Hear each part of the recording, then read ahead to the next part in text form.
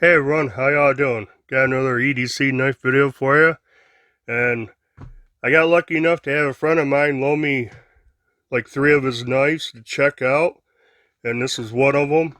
And I'm glad I picked this one because this is this is pretty cool knife. It is the Boker Plus XS slip joint, and it's a Chad Los Banos design.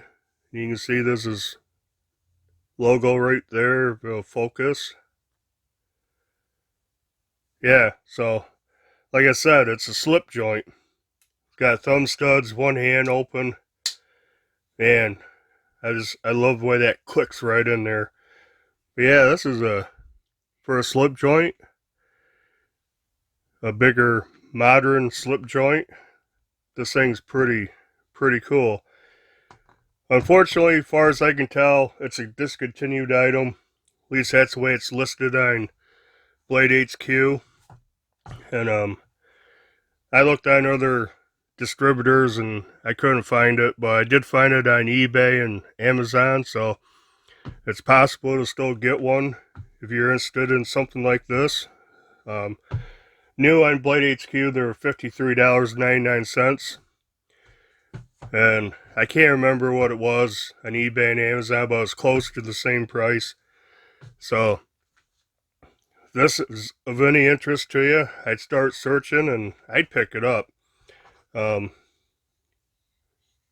it's a pretty cool knife, but yeah, it comes in the Boker little magnet box, foam cutout. It came with the usual paperwork, warranty information, and it actually came with a little Torx key to disassemble it and maintain it. So yeah, that's cool. And the model number is actually 01B0538, and we'll do the usual. I'll do some size comparisons and go over the specs and tell you what I think of this. And start out with some Spydercos. Do the Paramilitary 2 and the Para 3 lightweight. So sliding the pivots up on the line. It's obviously smaller than the Paramilitary 2. Just a little shorter overall than the Para 3. Blade length's pretty close. So take those off. Let's do the full-size Benchmade Griptilian and the Ritter Hogue Mini RSK. And you can see the blade's a little longer than the Ritter Hogue. Handle on the Ritter Hogue's a little bit longer. It's definitely smaller than the full-size grip. And let's do full-size bug out and mini bug out. It's pretty close to the bug out. Overall length, blade length's close, maybe just a touch shorter. Handles, it's just a tad shorter than the bug out. It's a little taller. And the only slip joint I have like this, besides traditionals, my Rough Riders, is a Civivi fracture.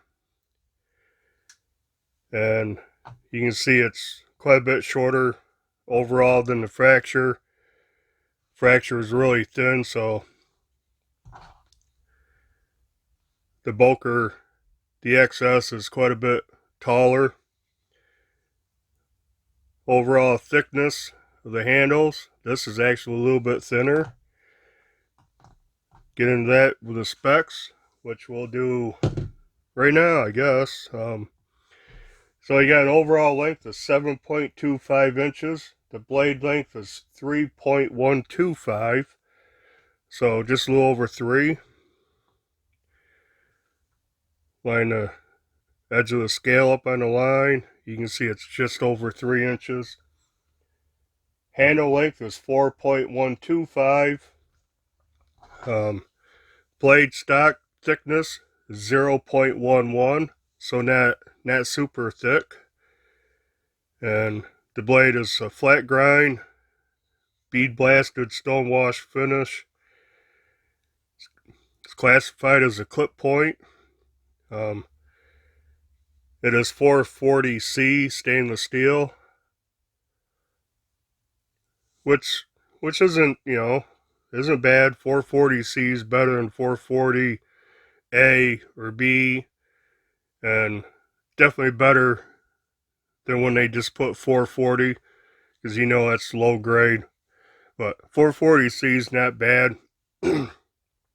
My limited experience is it holds an edge pretty good.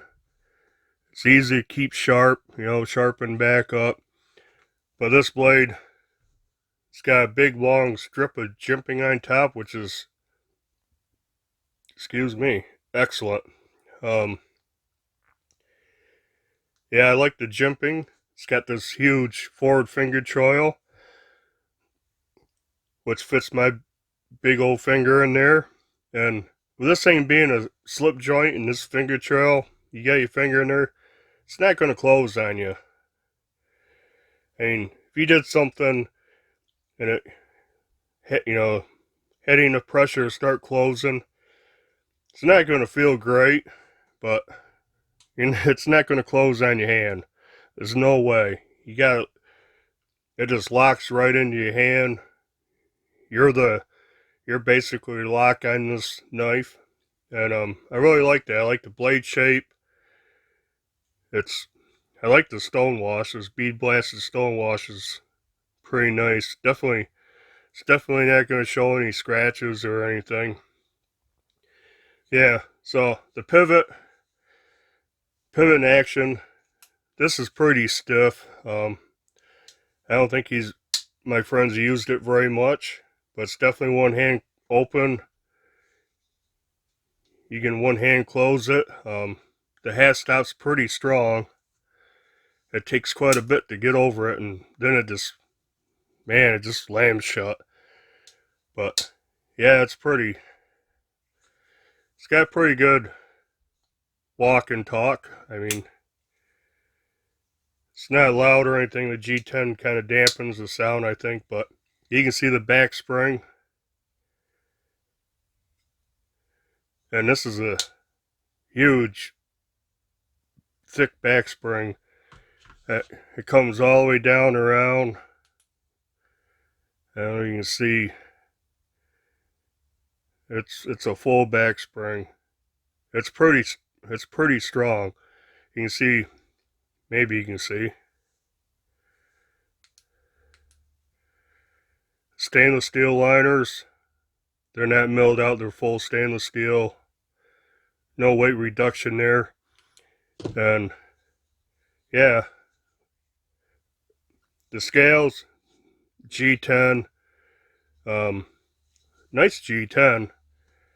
They're not rough, they're not exactly smooth, but gives a little bit of grip, feels good in hand. The handle thickness is pretty thin, 0.37. Like I said, I don't know off the top of my head what the bug out is. Let's check it. The bug out is 0.405. This comes in at 0.35. So it's actually thinner than the bug out. But it's taller, fills my hand pretty good. Ergos on this, they're better than good. This forward finger choil, this handle shape, yeah, it fits my hand pretty good. This jimping, you got a lot of jimping up here to place your thumb. basically no matter how long your thumb is. Yeah, pocket clip. I don't feel the pocket clip. There's no hot spots from it. Like I said, I think I said, maybe I haven't. Pocket clip's right hand or left hand tip up carry. It's not a deep carry clip by any means. You're going to have quite a bit showing.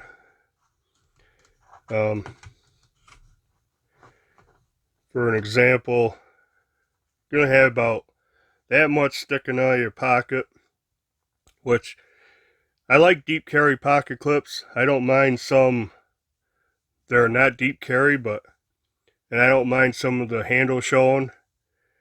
I don't like having the blade showing. Now, of course, I have a bug out clip on this, but even with the regular clip, you would have had about that much showing, but the blade wasn't showing. It's just the handle. And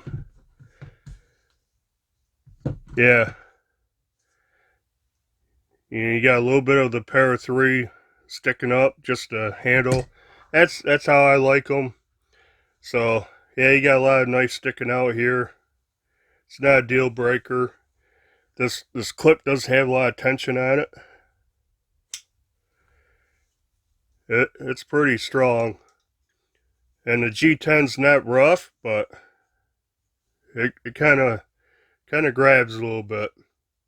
Now, I'm sure it'd loosen up. It's a pretty beefy clip. It's actually pretty thick. But once you get it started, you get that over the hem of your pocket, really no issue. In and out of pocket, pretty decent. It does tug just a little bit, but yeah. So my impressions of this, I'm not a big fan of just 440C stainless steel, but for $50 on this is just a cool knife. I do like it. The only things I don't like about this, there are only a couple, is the pocket clip. I wish it was a little more deep carry. The pocket clip is stone washed like the blade, so it's although it's under lights, it kind of looks shiny. It's not really shiny. And really, the only other bad thing about this is there's no sharpening choil. So I would Dremel or file a little sharpening choil right here. Just going to be a bear to sharpen. You can see how far the grind comes to the plunge grind on this side, and then you can see it's missing here. It's further away. You can see the difference here. But really, that is like the only thing.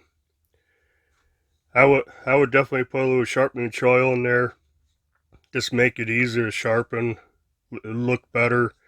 But yeah, my impression of this, it's a slip joint. I'm kind of getting into slip joints. I don't mind them. One hand open, one hand closed. And with this finger choil, it's pretty safe. You're not going to close it on your fingers. There's no way. If you're back here, choked way back, which I can still get 4 fingers on, yeah, you could. But then you get this half stop. And that half stop's pretty strong to get over that. So for a bigger slip joint, I'd say this is a pretty safe knife to use. And it does have a little bit of weight to it. Being full stainless steel liners and this big, spring lock. It's 3.83 ounces. That's definitely not horrible by any means, but it makes it feel more substantial. Feels like you got a good heavy use tool in your hand. You know, this would be a knife that I would think if you're whittling, putting points on sticks for tent stakes or something, this would do the job good. But yeah, guess that's it for this. I wanted to show you. I think it's pretty cool. I'm thankful I got a chance to check one of these out. And as usual, if you like this video, hit the like button, leave a comment down below, subscribe to the channel if you haven't. And until the next video, bye.